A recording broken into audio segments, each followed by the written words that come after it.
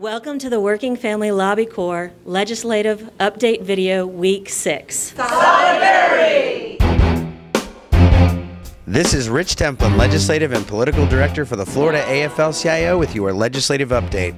Even though it was late in Week 5, the House introduced a new package of pension deform measures, its third in just 2 years. This time going back in time to pick up on a failed Senate measure from last year, clearly illustrating that this attack on pensions is not about policy, but all about the politics and ideology of the extreme right. This zombie-like back-from-the-dead bill is designed to slowly close the pension system by tricking new employees into the much riskier 401k type plan. The only real risk to taxpayers in terms of the UAL and anything else is constricting funds coming into the plan by taking more people out of it and putting more people into the investment plan, which is exactly the point of the legislation in front of you. We are really playing fast and loose with really major public policy that could have a dramatic impact on our overall economy.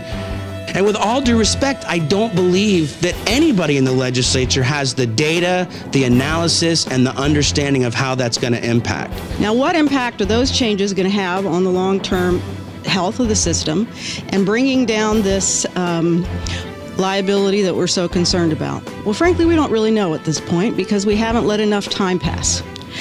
We would suggest to you that it is way too early to be making more significant changes to this system.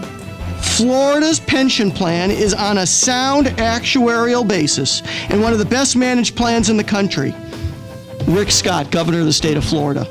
That's what he has to say about the pension plan. So what are we doing here? What are we doing here year after year, hurting the state of Florida? This proposed committee bill was officially introduced with a partisan vote. On Tuesday, activists celebrated Equal Pay Day at the Capitol. With women still making 70 cents to every dollar a man makes in today's economy, activists addressed this discriminatory injustice and demanded equal pay for equal work. If women don't stand up and make our voices heard, we continue to send a message that we accept the status quo. Also on Tuesday, legislators and grassroots voting rights advocates addressed the need to pass legislative solutions to comprehensively protect the right to vote in Florida, once and for all. We believe that voting is not a privilege, it is a fundamental right, and we want that right to be available to all Floridians. Later on Tuesday, Senator Greg Evers joined dozens of corrections officers in a press conference to urge legislators and the governor to support wage parity for all of Florida's finest. We just feel that we deserve what the rest of our fellow law enforcement officers receive, and that's equal pay for equal risk. So the question is this governor on the side of these folks standing beside you? And we have not seen a support from him. When you consider, everybody thinks that most of your correctional officers are coming in at 19 years old, 20 years old. The average age of the men and women standing behind me are 42 years old. These are people with families. They cannot go on making what they're making and survive.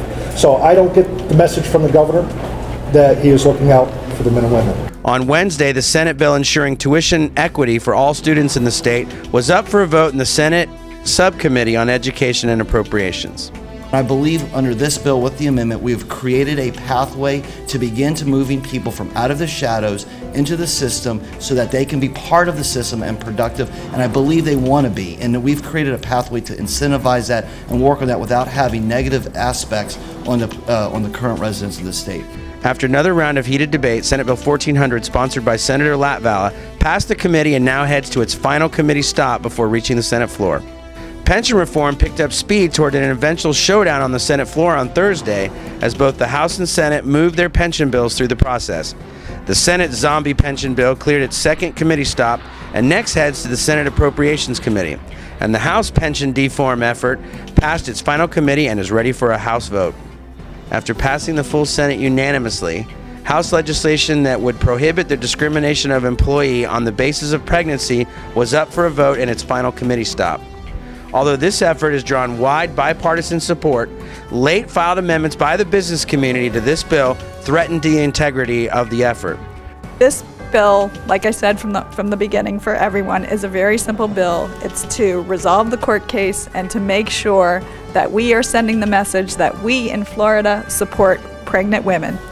And it's a great message. It's wonderful that we're hearing it, like I said, on the 50th anniversary of the Civil Rights Act.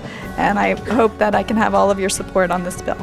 With the help of Working Family Lobby Corps members converging on the committee in support of sponsor Representative Lori Berman's initial bill, legislators withdrew the bad amendments. House Bill 105 passed House Judiciary Committee and now heads to a vote on the House floor. After an action-packed Week 6, Working Family Lobby Corps members shared their experiences. I'm going to take back to my people, my fellow teachers, this is not a time to sit back and let others do their bidding. We must all be involved. We may elect people to represent us, but the best representative that we have is ourselves. And I'm going to tell you, we have to take our lives serious and come up here with the fight to make a better life for our families. As things slow down for a few days during this holiday period, we are gearing up for a hectic sprint to the finish line in the final 2 weeks. We will see you back here next week on the Legislative Update. Solidarity.